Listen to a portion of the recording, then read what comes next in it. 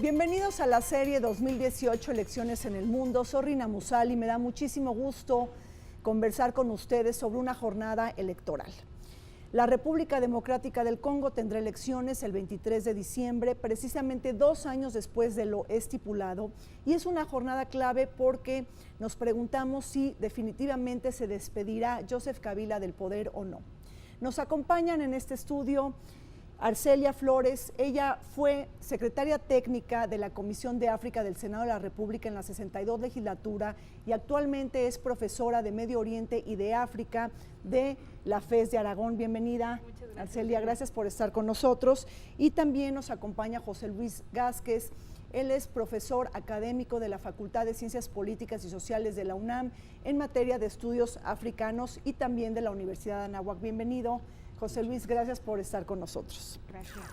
En el corazón de África se ubica la República Democrática del Congo, el tercer país más grande del continente africano y el primero del África subsahariana. Debido a una vasta riqueza y a una ubicación geoestratégica sumamente codiciada por las potencias extranjeras, la antigua Zaire siempre ha sido un país codiciado por los intereses extranjeros y las potencias coloniales. Después de una mayor aspiración para obtener la autodeterminación política, es que la República Democrática del Congo obtuvo su independencia de Bélgica en el año de 1960, precisamente en épocas de la Guerra Fría, cuando la Unión Soviética, a través de Nikita Khrushchev, apoyó y dio respaldo militar al régimen frente al apoyo de Estados Unidos y los países occidentales para alargar la dictadura de Joseph Mobutu. Arcelia, con una historia convulsa, sangrienta y violenta, la República Democrática del Congo finalmente celebra elecciones el 23 de diciembre. Es un avance significativo para este país que ha vivido en un caos interminable. Antes de descifrar los códigos de identificación de este país, cuáles son los códigos de su elección, me gustaría preguntarles cuáles son los motivos que han generado una disfuncionalidad política crónica, un país que es un polvorín. A ver, platícanos. Claro. Pues lo primero que para mí me parece importante mencionar y recordar a tu audiencia del canal del Congreso, pues es que en particular la República Democrática del Congo tiene una historia muy sangrienta que se nos tiene que, o que tenemos que remontar desde antes de la Conferencia de Berlín en 1884-85. ¿Por qué? Porque de alguna manera nosotros todos los que estudiamos un poquito África sabemos que África trae una especie de lastre en cuanto a las expediciones, porque gracias al trabajo de los expedicionarios en África es como se pudo tener certeza de qué tipo de recursos había, y particularmente en el caso de la República Democrática del Congo hay una figura elemental que es el rey Leopoldo II de Bélgica, que de alguna forma marca, desde mi punto de vista, un parteaguas en la manera en la cómo evolucionó la problemática, en virtud de que justamente realizó desde 1850-60 una serie de esfuerzos para ir apoderándose gradualmente bajo distintos mecanismos de lo que era el territorio, pero con un único fin: expoliar los recursos naturales que ya desde entonces se tenía conocimiento que había, y eso que no estamos hablando de recursos como el coltán o el petróleo, que son de más reciente descubrimiento, sino que estábamos hablando en el siglo XIX de recursos minerales, sobre todo oro y otro tipo de materiales de ese tipo, en donde la principal finalidad no fue ir y proteger a la población nativa africana como fue la finalidad original de la Conferencia de Berlín, sino fue expoliar los recursos a diestra y siniestra. Este como primer elemento clave de África y de República Democrática del Congo. Creo que es elemental. El rey de Bélgica, Leopoldo, además tenía una cosmovisión de explotar la República Democrática del Congo como una empresa privada, ¿no? Es decir, para su beneficio personal, ¿no? Personal, o sea, propiedad privada para él.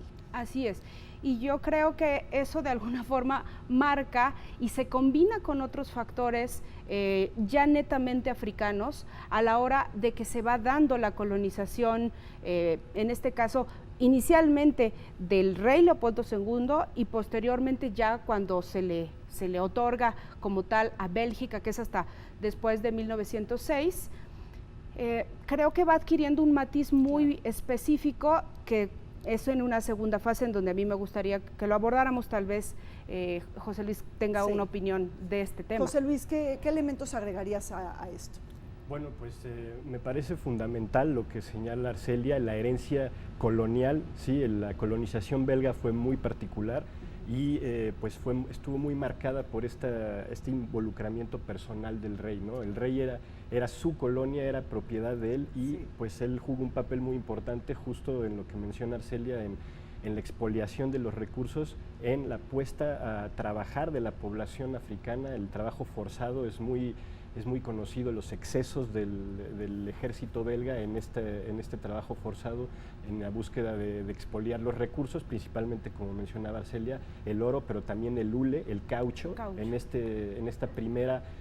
este primer reparto de África, porque se habla justo de un segundo reparto de África donde lo que interesa a las compañías transnacionales es la extracción de recursos como el coltán, el cobalto, sí, que son materiales cruciales para la fabricación de coches eléctricos. De coches eléctricos y de pilas, de información. Y de pilas, y ellos iPads. exportan el 80% de cobalto, es decir, dependen de esta exportación, ¿no?, de este material. Bueno, eso por una parte, la cuestión de la explotación de los recursos, pero también es importante señalar el legado colonial en el ámbito político, ¿no? O sea, con la colonización, el Congo belga adquiere sus fronteras, que mantiene hasta la actualidad, aunque se tuvo que enfrentar en varios momentos de su historia a cuestiones, a movimientos separatistas, sobre todo en la provincia de Kivu y en Katanga también. Sí, provincias rebeldes. Y pues eso marca, en mi entender, pues la situación actual política del Congo, ¿no? Ya que las autoridades coloniales belgas también fueron particularmente proclives a dividir a la población en tribus, ¿no? Se tiene la idea de que las tribus africanas existen antes de la colonización y en gran medida sí existen una gran cantidad de diversidad de grupos étnicos, pero las unidades políticas tribales son producto de la misma colonización. Entonces, desde ese momento se plantea una fragmentación importante de la vida política congoleña, ¿no? Claro, y en ese sentido que menciona José Luis, a mí me parece importante simplemente puntualizar que la manera en la que lo hicieron, no tan solo los belgas, sino todos los colonizadores europeos, es que en ese esquema en donde hay tribus perfectamente diferenciadas unas de otras, pero que, ojo, habían permanecido conviviendo de manera milenaria antes de la llegada de los europeos sin problemas mayores, es gracias a las acciones de los europeos en donde empiezan a favorecer a una etnia respecto de la otra, y entonces esto empieza a generar una serie de desequilibrios en donde por supuesto que lo que ocasionan son problemas. La República Democrática del Congo, que ha sido tratada como una propiedad personal del rey Leopoldo de Bélgica en el siglo XIX, ha sido un país de ocupación extranjera, de los intereses coloniales, del sometimiento también extranjero, pero a su vez de dictaduras personalistas, a tal grado que el país ha sufrido en varias ocasiones un cambio de nombre dependiendo del gobierno en turno. Un país con un mosaico de etnias, de rivalidades identitarias, pero también de líderes regionales y de provincias separatistas que han complicado en gran medida la gobernanza política, económica y social. Asimismo, ha sido una nación que ha sufrido distintas guerras, conflictos internos, pero también coadyuvó a la guerra en Ruanda, es decir, este genocidio en Ruanda, en donde se prestó territorio de la República Democrática del Congo para lanzar una campaña en contra de los tutsis congoleños en el este del país. Pero a ver, en este estado permanente de asfixia, digo, uno estudia las claves históricas de este país y realmente uno se escandaliza, sobre todo porque primero vemos dos datos muy importantes. La ONU tiene misiones de operación de mantenimiento de paz y la más grande en número la tiene la República Democrática del Congo. 18,000. 18,000. Y un segundo elemento que me parece muy importante es que es el país que mayor número de grupos armados tiene. Digo, el último informe que tengo dice 120 grupos armados. Entonces, ¿cómo generar gobernanza política, económica y social en este tipo de país, José Luis? Sí, bueno, este problema de los grupos armados nuevamente no es exclusivo del Congo, es una problemática muy presente en el resto del continente y se debe pues a lo que estamos mencionando, ¿no? Es básicamente la herencia colonial es la que fragmenta estas entidades políticas nuevas, y yo también me gusta mucho repetir a mis alumnos que los estados africanos son muy jóvenes, ¿sí? No tienen ni un siglo de existencia, y estos grupos armados pues surgen justo de la falta de hegemonía del Estado como lo conocemos en Occidente, ¿no? Al no existir un grupo que tenga el monopolio de la violencia legítima, esto abre las puertas a todo el surgimiento de grupos armados, ¿no? Que pues luchan. Y además por en un país con un vasto territorio. Digo, estamos hablando que República Democrática del Congo se coloca en el corazón de África subsahariana. No es el país más grande. El tercero más grande de África. El tercero más grande de África y creo que el primero más importante de África subsahariana. Entonces, tenemos esta problemática, pero también que es un país sumamente codiciado geopolíticamente. O sea, geopolíticamente es un país botín, ¿no? De los intereses extranjeros, de las empresas transnacionales, de las potencias coloniales y de dictaduras personalistas, a tal grado, Arcelia y José Luis, que se le ha cambiado varias veces el nombre al país. Platícanos de eso. Sí, un par de ocasiones, exacto.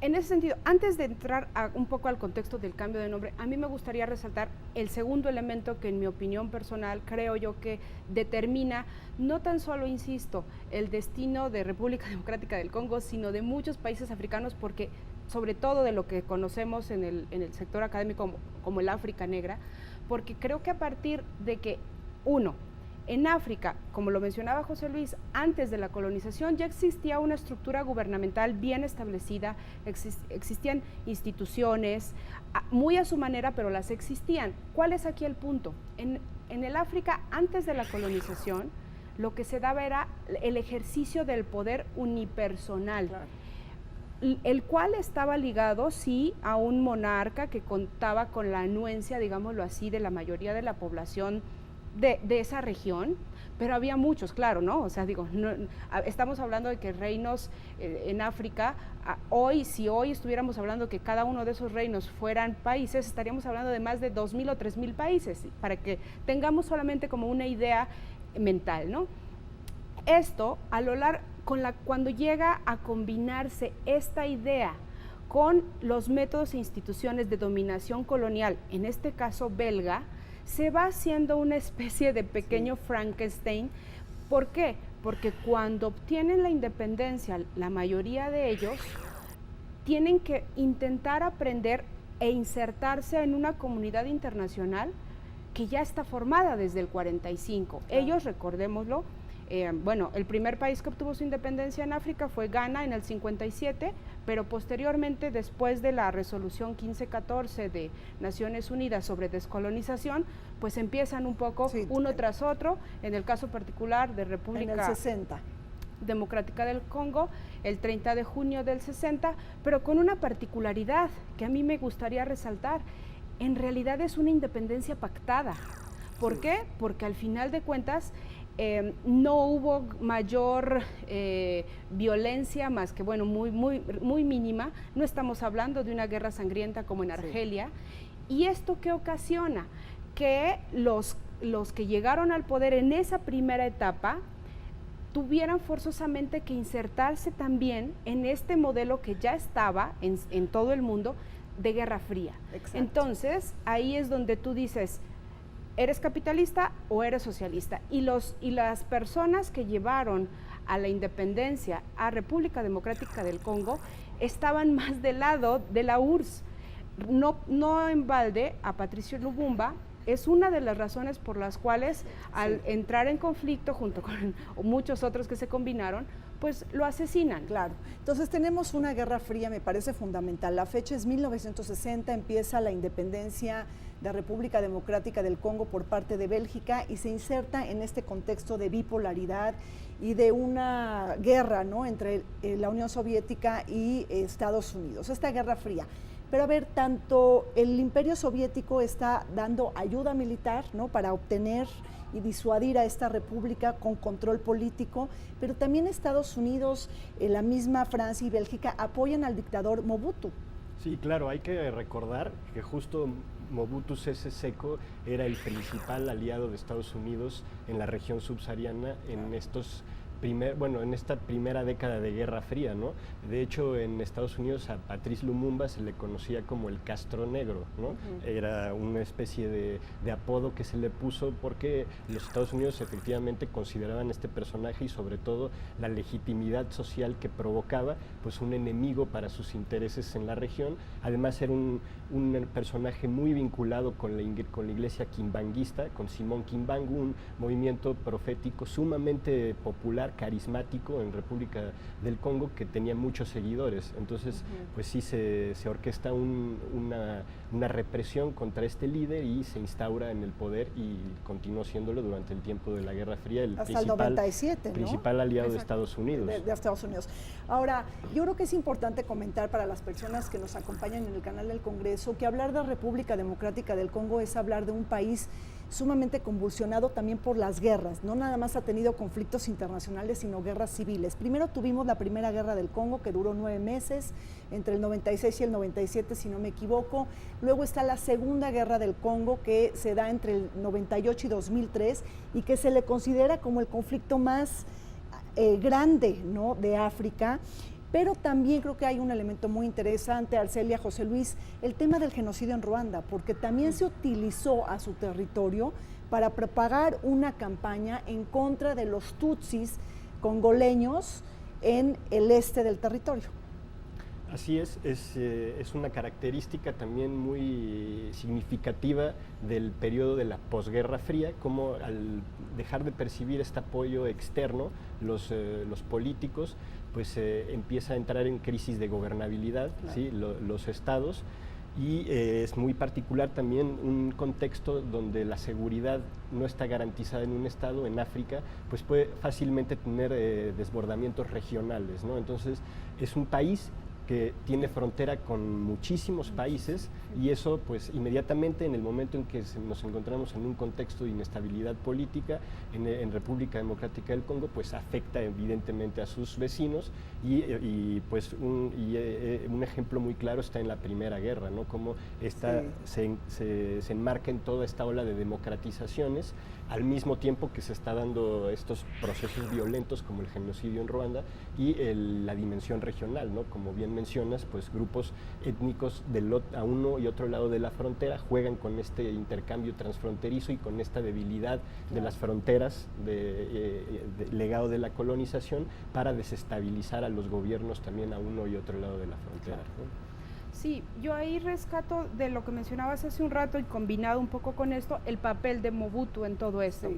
O sea, yo creo que él como principal artífice de, digamos, o beneficiario de la independencia de República Democrática del Congo, lo que hace no tan solo es participar del expolio que se le hace a República Democrática del Congo, sino que adicionalmente deja endeudado al país en el Fondo Monetario Internacional y en el Banco Mundial, porque en cuanto asume él originalmente el poder, lo que quiere es fluidez económica para, según esto, reconstruir el país que habían dejado los europeos. Y entonces pasa el tiempo, pasan las décadas, y lo que sabemos de su régimen dictatorial es una serie de excesos, totalmente excesos para estar hablando de un país africano que vive en la extrema pobreza desde hace más de 50 años. Claro.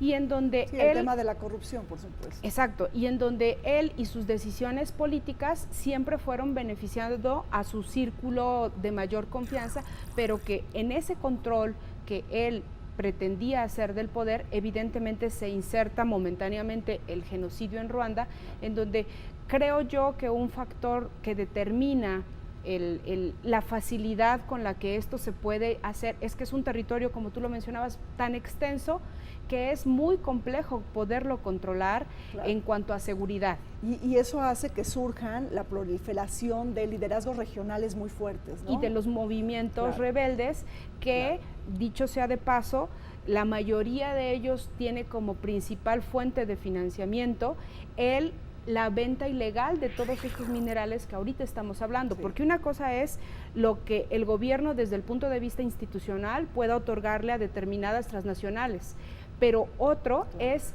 el hecho de que esos grupos rebeldes también controlan determinadas zonas, y digo, yo ni siquiera me lo puedo imaginar, pero esos grupos rebeldes también han otorgado determinadas concesiones a transnacionales.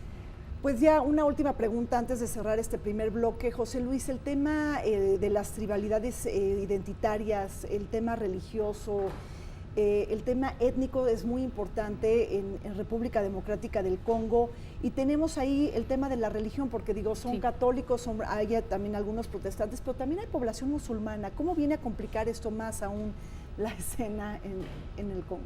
Bueno, pues la diversidad religiosa se parece mucho a la diversidad étnica en el momento en que ésta se politiza, ¿no? El modelo de representación étnico o el modelo de representación, a través de grupos religiosos, pues puede funcionar en un contexto en el que el Estado tenga recursos, ¿no?, para equilibrar a los distintos grupos étnicos, los distintos grupos religiosos, pero este modelo colapsa en el momento en que se da una crisis económica, que es la que afecta a la mayor parte de los estados subsaharianos desde los años 80, ¿sí?, en la que se vuelve recurrente las intervenciones del Fondo Monetario Internacional y del Banco Mundial en esta condicionalidad a la cooperación internacional.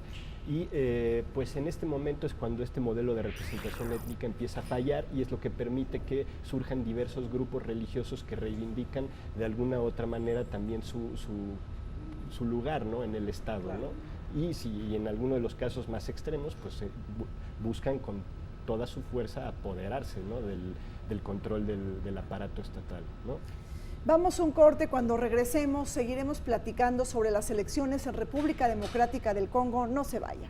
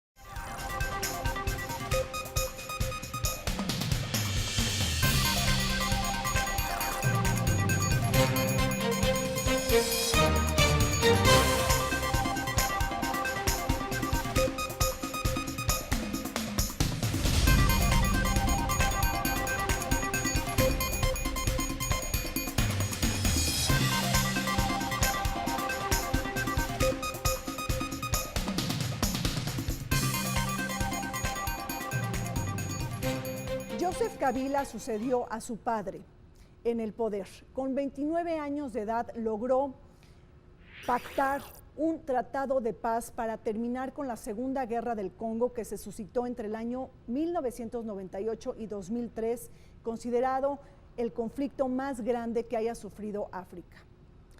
A través de una nueva constitución, es importante comentar que se celebraron elecciones presidenciales en el año 2006, donde el actual presidente Joseph Kabila resultó victorioso, siendo reelecto para el periodo del 2011.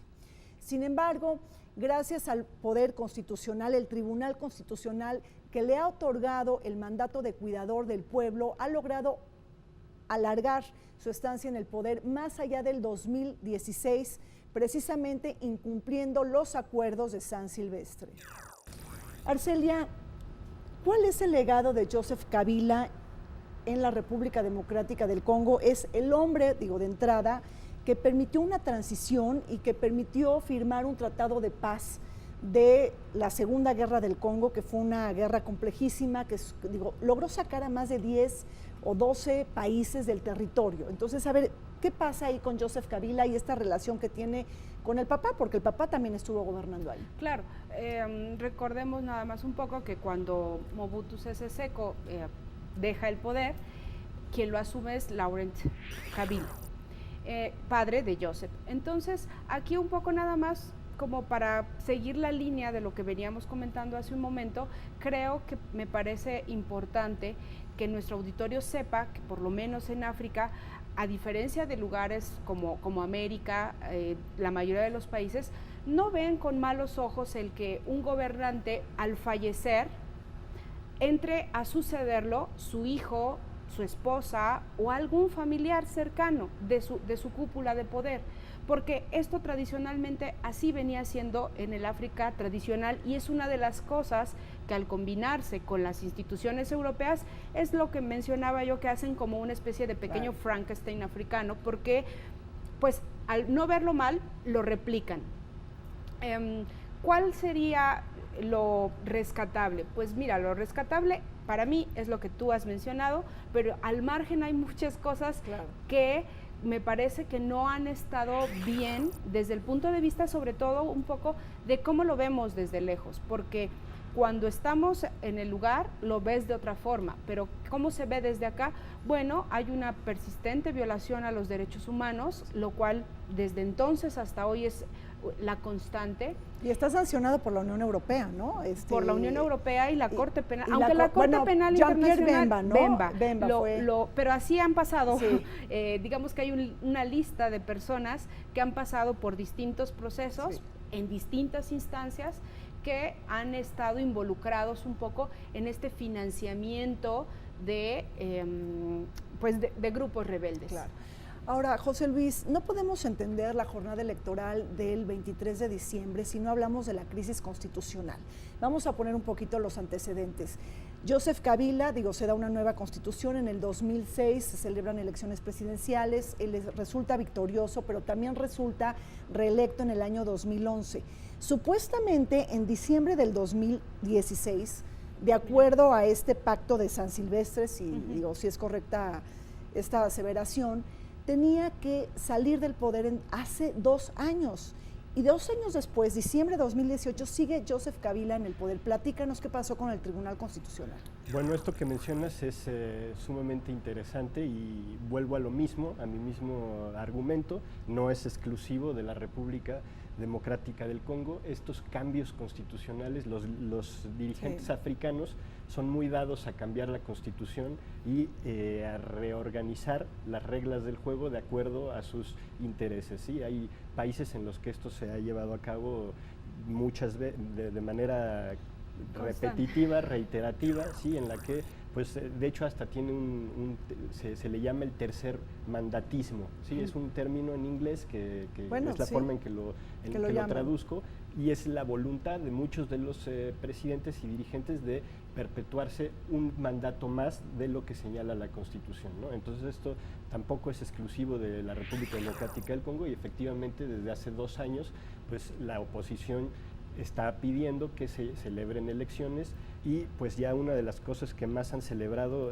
aparentemente es que ya existe un calendario, ya existe una fecha prevista para celebrar las elecciones, cuando pues lleva prometiéndolas desde hace 2 años. Oye, ¿no? Y hablando de la oposición, le llaman un golpe de Estado constitucional, ¿no? Entonces, pero aquí la pregunta es ¿por qué el presidente del Congreso no toma ¿no? el poder? O sea, ¿por qué se le da estos 2 años de favoritismo a Joseph Kabila? Bueno, primero, digamos que las elecciones, al no haberse llevado a cabo en el tiempo estipulado, lo que hace es que se suspenden, pero digamos que entran en una especie de limbo jurídico en donde, a mi consideración, creo que son 3 elementos los que inciden en que al final el asunto no vuelva a quedarse en el limbo más tiempo y que le vayan poniendo fechas. Primero, como lo mencionaba José Luis, hay una serie de impugnaciones legales que hace la oposición, pero que sabemos que la oposición en África también siempre tiende a ser aplastada, pero al final de cuentas sirvió demasiado en 2016. Una serie de manifestaciones tanto de la propia oposición como de la sociedad civil y ONGs que se formaron ex profeso para luchar en contra de eso que se vislumbraba ya, el interés de Kabila de volverse a postular para otro tercer periodo. Y tercero, una especie de último llamado que hizo Naciones Unidas a que convocara elecciones en 2018 ya. Yo creo que eso al final de cuentas fue una serie de presiones tanto nacionales como internacionales que no tuvieron más que la consecuencia de que tuviera que fijarse fecha, porque no lo hizo por gusto, Claro. O sea, no lo hizo diciendo voy a cumplir con esto que no he cumplido. Sino por presión nacional e internacional. Entonces podemos decir que se despide Joseph Kabila del poder, pero ¿quién puede surgir? La República Democrática del Congo cuenta con un sistema multipartidista. Originalmente se propusieron 26 candidatos, terminando solamente 21 de ellos siendo oficialistas por parte de la Comisión Electoral, una comisión electoral que, hay que decirlo, descalificó a la única candidatura mujer en manos de Marie-José Ifoko. Pese a que la oposición buscó unirse en torno a una sola candidatura, subyace dividida y fragmentada ante el poder continuista de Emmanuel Ramazani Shadary, quien es el candidato que es apoyado por Joseph Kabila y un antiguo colaborador de su padre. Sin embargo, la Unión Europea ha sancionado al mismo presidente de la República Democrática del Congo por violaciones masivas a los derechos humanos. Es importante destacar que Jean-Pierre Bemba, ex vicepresidente de la República Democrática del Congo, fue descalificado para contender en esta jornada electoral después de que la Corte Penal Internacional de La Haya lo haya liberado. Hablemos un poco de los candidatos de los partidos políticos. Estamos hablando de un sistema multipartidista. El candidato oficial, José Luis, ¿quién es? ¿De dónde viene? ¿Apoya a Joseph Kabila? Platícanos un poco.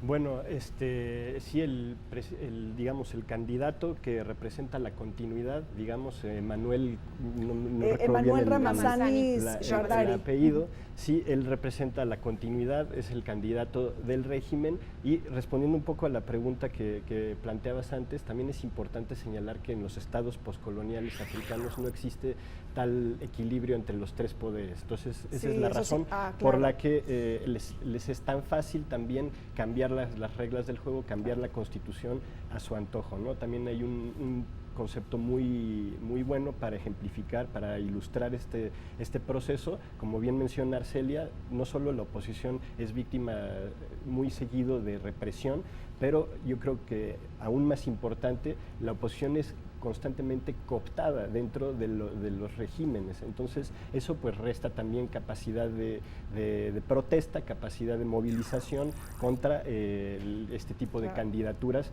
que pues aparte benefician de todos los recursos del Estado, ¿no? Aunque no sea de manera explícita, pues este candidato recibe los beneficios y tiene un mayor, por ejemplo, en la cuestión del acceso a los medios de comunicación, que es una cuestión que se ha quejado mucho la oposición, que pues ellos propugnan un acceso mayor de la oposición a los medios de comunicación para poder realizar sus actos de campaña, ¿no? Otra cuestión que también se les ha atacado mucho al gobierno es que no se les ha permitido a los partidos de oposición realizar la campaña de manera libre, ¿no? Ha habido retenciones de aviones de la oposición en los lugares a los que se van a hacer campaña, y eso ha impedido que se les permita realizar la campaña política de manera libre, ¿no? Claro. Entonces, una oposición fragmentada, dividida, cooptada, y bueno, eso le resta poder también para tener capacidad para enfrentarse al candidato oficialista. Claro. Y este candidato oficialista que fue colaborador del padre, que fue muy cercano también a Joseph Kabila, y ¿quién es el que se enfrenta realmente a todo esto? ¿Cómo se llama el principal líder de la oposición? Creo que se llama... Jean-Pierre Bemba. Bueno, no, Jean-Pierre Bemba fue estuvo tratando de ser candidato oficial porque, la Corte Penal Internacional lo libera, pero la Comisión Electoral lo descalifica. Lo descalifica, pero al final de cuentas él participa, porque recordemos que es empresario. Sí. También el candidato oficialista es empresario. A mí me llama la atención este factor común entre ambos sectores, porque también a lo que nos lleva es saber cómo hay el tinte económico en esta o en esta combinación con lo electoral. Pues bueno, en República Democrática del Congo, ¿quién puede ser empresario famoso y fructífero? Cuando lo que podemos ver en cualquier imagen que veamos de República Democrática del Congo es pues miseria. La mayoría, más del 80% de la población congoleña vive con menos de $1 al día. O sea, no es como algo que no nos podemos ni siquiera imaginar. No, y paradójico, ¿no? Siendo uno de los países más ricos del mundo. ¿No? Del mundo que haya estado condenado a la pobreza. Pero a ver, platiquemos un poquito de esta conformación política. Tengo entendido que hubo 26 candidatos registrados, pero finalmente la Comisión Electoral da el número de 21, ¿no? Pues para un país muy grande. Y ahí también hay una nueva ley electoral para restringir la proliferación de tantos partidos políticos que están representados en el Congreso. Es decir, ¿cómo generar gobernanza política en este país? Sí, bueno, a mí me gustaría retornar a la cuestión de la oposición, porque justamente los dos candidatos inhabilitados, Jean-Pierre Bemba y Moïse Katumbi, pues son los que tenían más posibilidades de vencer a Kabila, ¿no? en una justa electoral, y uno por este pasado, digamos, en el que se le acusa de participar en la violencia en República Centroafricana. Jean-Pierre Bemba es inhabilitado por esta cuestión, ¿sí?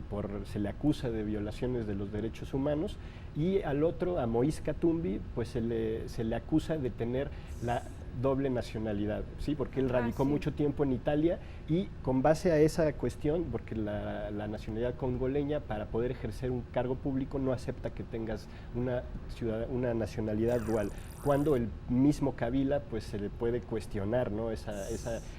Sus orígenes 100% congoleños, ¿no? Pero esa es la forma en que una de tantas estrategias que tienen los partidos, los regímenes en el poder en el contexto subsahariano, para disipar la oposición, cooptar la oposición, reprimir a la oposición, toda una serie de estrategias diseñadas justo para sacar de la contienda electoral a los candidatos más fuertes. Y pues también esa es otra característica de las elecciones en África, es la cantidad de partidos de oposición. Bueno, ya no nada más África, ¿no? Eso también es una constante en otros contextos continentales, ¿no? Como la propia América Latina, ¿sí? En la que pues es muy común ver una oposición fragmentada y pues una multiplicidad de partidos que la única razón de su existencia es para no poder que no se dé una oposición unificada, ¿no?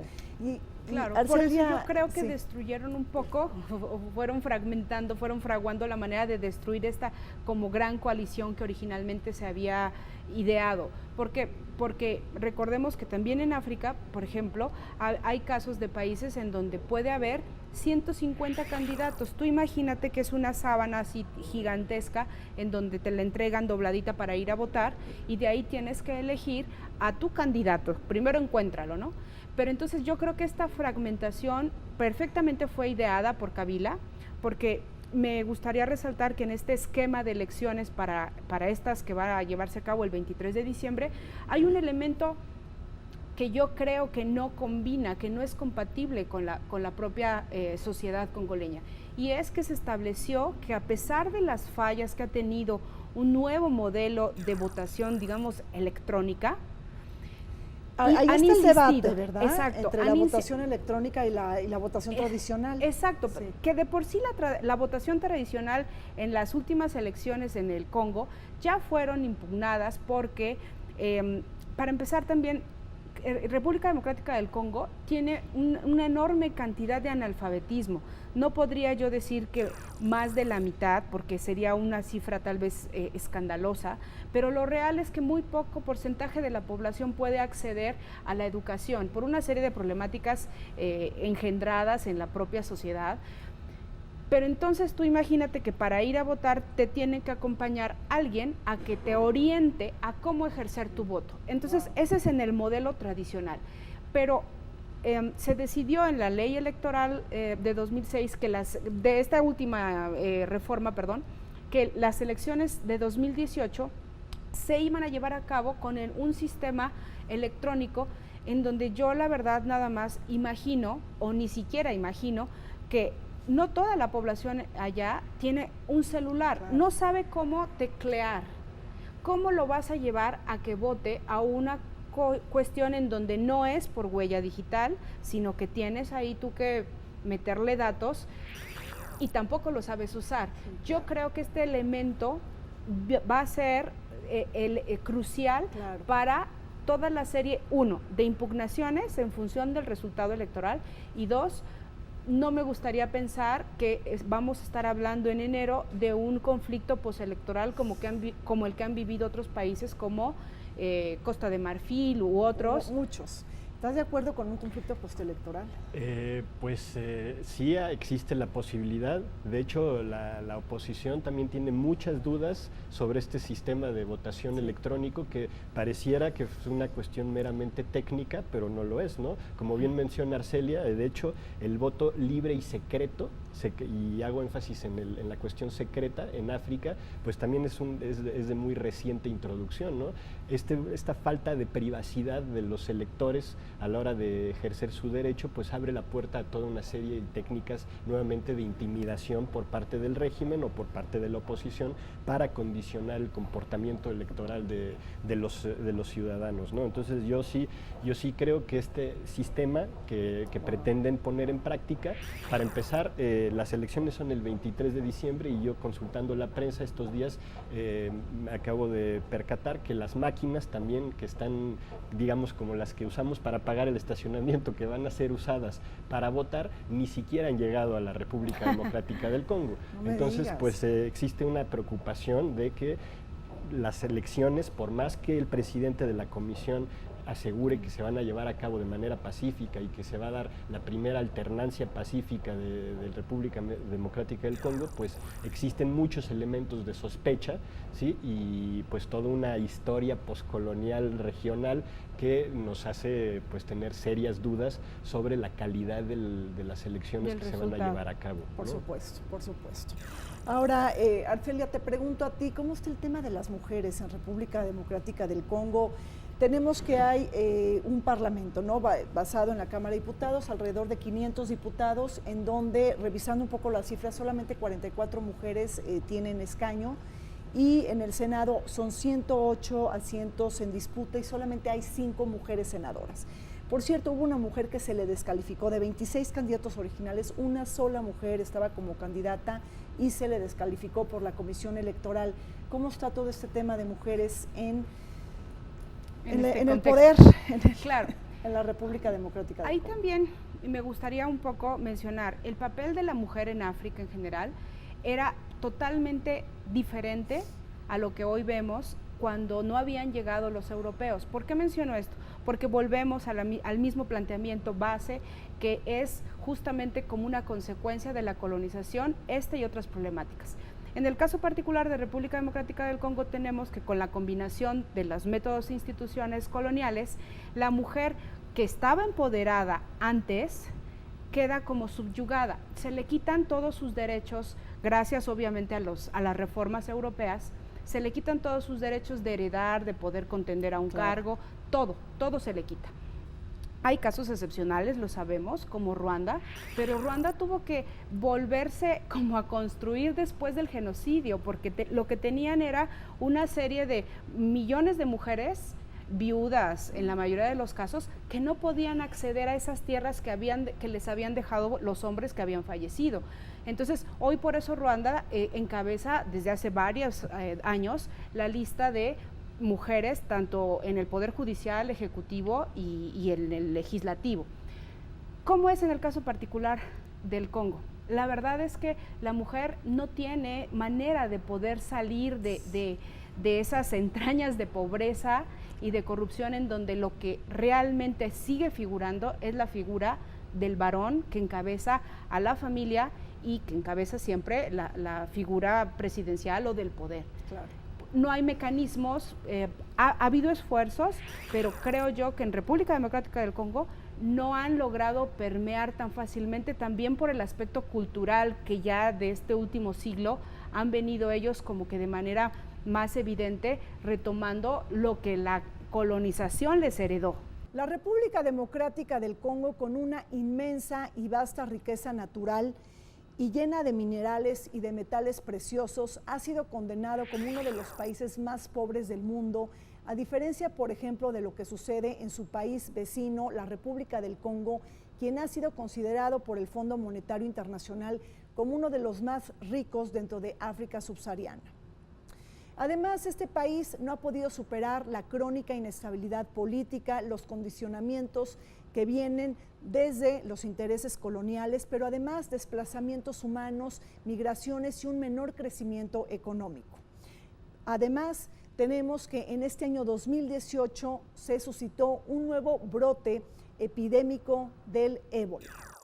Ahora, en un momento de elecciones tenemos que preguntarnos sobre la situación económica, la situación social. Hay muchos desafíos económicos. Tengo entendido que en el 2015 República Democrática del Congo creció alrededor del 7%, pero que ahora ha bajado al 2.4%, ¿no? Tenemos una caída en el crecimiento económico, tenemos problemas relacionados con el desempleo juvenil, tenemos un problema relacionado con los satisfactores de los servicios básicos y también una muy deficiente infraestructura, ¿no? O sea, tienen un déficit en infraestructura. ¿Cómo se cohabita con todo esto en un momento electoral la parte del bolsillo ciudadano, José Luis?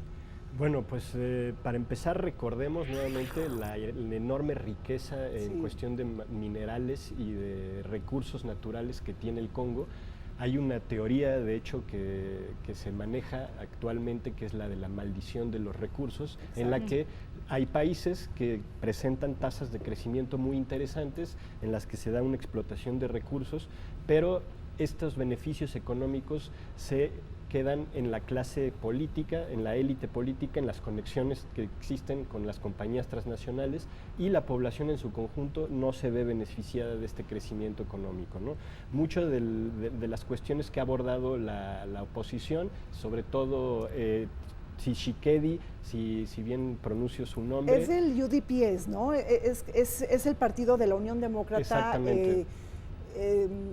De la reconstrucción democrática, creo que es importante comentarlo, ¿no? Es el principal partido, es el más grande y el de más larga cuña, ¿no? Así es, que pactó con Vital Kamerhe también, ¿no? Sí. Entonces es una coalición que, falta de Jean-Pierre Bemba y de Moïse Katumbi, es la coalición más fuerte, y ellos han estado mencionando mucho en su programa político esta necesidad de sacar a la juventud de este estado de miseria, que es lo que hace que fácilmente sean cooptados por los grupos armados que, como bien mencionaba Arcelia, pues también están involucrados en la explotación de los recursos para poder seguir financiando sus actividades militares y violentas, ¿no? Entonces, sí me parece que la situación es crítica y que pues gran parte de la fuerza del mensaje de la oposición pasa por este intento de inculcar a los jóvenes un nuevo amor por su patria. Hay que recordar que en un contexto en el que el Estado y la nación no son hegemónicas, pues los grupos fácilmente se pueden reconfigurar en torno de figuras como las de los señores de la guerra, ¿no? Que pues manejan otros códigos morales y éticos distintos a los que estamos acostumbrados, ¿no? Me imagino que una de las principales preguntas que también está al aire, digo, a lo mejor la gente no lo conoce, ¿cuál es la gran diferencia? Es una pregunta muy básica, pero la gente se confunde entre la República Democrática del Congo y la República del Congo. De entrada, Arcelia, platícanos el ABC, ¿por qué son diferentes? Claro, de entrada la diferencia es que uno fue colonizado por Bélgica y el otro fue fundado por Francia. Entonces, digo, ahora ya no lo enseñan tan así, pero todavía a lo mejor cuando nosotros acudimos a la primaria, secundaria, pues fácil, era el Congo belga o el Congo francés. Claro. De ahí creo yo que hay esta diferencia. A mí me llama mucho la atención cómo en este diseño colonial, por ejemplo, cómo República Democrática del Congo tiene su estrecho de salida al mar de 40 kilómetros. ¿Por qué? Porque así fue diseñado. Recordemos, con lo que decíamos originalmente, que el Congo belga fue ideado para ser propiedad personal de Leopoldo II y él quería tener salida al mar. Entonces, solamente como para hoy traer al contexto tu pregunta anterior, me parece súper relevante que justamente hoy que estamos llevando a cabo este programa haya sido entregado el Premio Nobel de la Paz a un doctor que su principal trabajo fue luchar contra o brindar herramientas para que justamente las mujeres no fueran utilizadas como armas de guerra.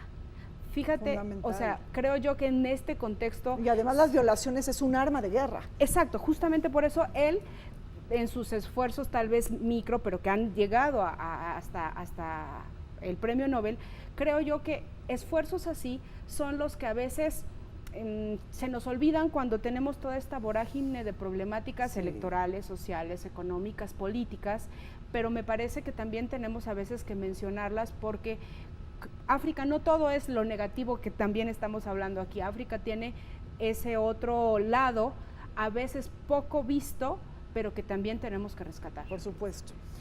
Vamos a un corte. Cuando regresemos, conclusiones de este programa sobre la República Democrática del Congo. Por favor, no se vaya, quédese con nosotros.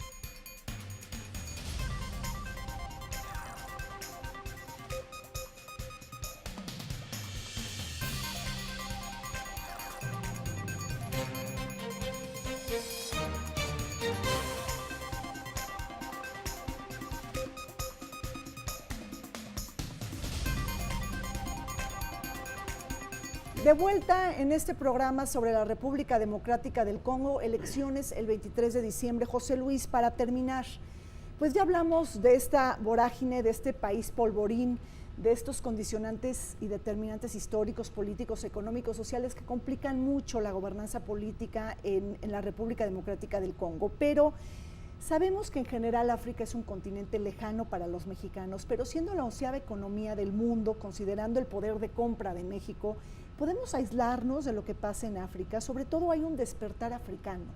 Venezuela, por ejemplo, Brasil y Cuba tienen mucho mayor presencia diplomática que México. ¿Cuál es la recomendación, por ejemplo, que le harías al nuevo gobierno de Andrés Manuel López Obrador en este contexto? Pues definitivamente yo considero que tomando en cuenta el contexto internacional, ¿sí? No nada más el contexto regional africano y latinoamericano, sino esta cuestión de la nación, de los proyectos de nación, de los partidos de extrema derecha, los partidos de extrema izquierda, ¿sí? Yo creo que estos problemas que vemos actualmente en otros contextos que no son el de África, el continente africano y precisamente la República Democrática del Congo lleva enfrentándose a ellos durante toda su historia, ¿no? La definición de la nación, la manera en que incluimos y excluimos a los que forman parte del país. Yo creo que es importante voltear a ver estos procesos, pero más allá de estos procesos, definitivamente es una oportunidad, la coyuntura actual, para estrechar lazos con los países africanos y intentar, en un marco de colaboración, pues obtener lo mejor de esos países y que al mismo tiempo los países africanos obtengan también lo mejor de México, ¿no? No establecer una relación de hegemonía, de dominación entre México y estos países, sino una relación más horizontal y en la que se busque fortalecer los vínculos comerciales, los vínculos culturales, ¿sí? Y en este marco de globalización, ¿no? En el que es fundamental fortalecer los vínculos entre los países del sur, ¿no? Arcelia. Sí, creo yo que tiene un enorme reto de poder cumplir con una diversificación de las relaciones internacionales que ha venido siendo prometido desde hace por lo menos 4 administraciones. Me parece que es importante rescatar esto porque estamos ante un esquema en donde viene una reducción presupuestal en todos los aspectos y ese tangiblemente es siempre el argumento por el cual México no abre más embajadas específicamente, por ejemplo, en África. No hay presupuesto suficiente para abrir en Angola, que además Angola está por cerrar la embajada aquí en México por falta de reciprocidad, que sabemos es un principio de las relaciones internacionales que, bueno, Angola fue muy paciente, se esperó bastantes años y está llegando como a su límite. Entonces, cuando también tenemos del otro lado esta reducción presupuestal de austeridad, Yo lo que creo es que el gobierno entrante tiene forzosamente que hacer un poco de lápiz en donde tendría que realmente enfocar. No estoy diciendo con esto que se vaya a abrir una embajada a la República Democrática del Congo. Lo que tenemos en el modelo mexicano de diplomacia es un sistema de concurrencias, sí, pero creo yo que por lo menos un par de embajadas, empezando por la de Angola, podrían empezar a marcar la diferencia con otras administraciones que han estado alejadas del continente africano, y que eso al final de cuentas también denota el interés que tienes por una región en la que quieres insertarte, pero que todo tu dinero lo mandas a Estados Unidos, vía consulados. Creo yo que es un enorme reto que se tiene enfrente. Pues así es. Ahí tenemos las elecciones en la República Democrática del Congo, esperemos los resultados electorales y bueno, pues muy agradecida con nuestros invitados por su participación, ha sido muy enriquecedora y ojalá los tengamos pronto aquí en el canal del Congreso.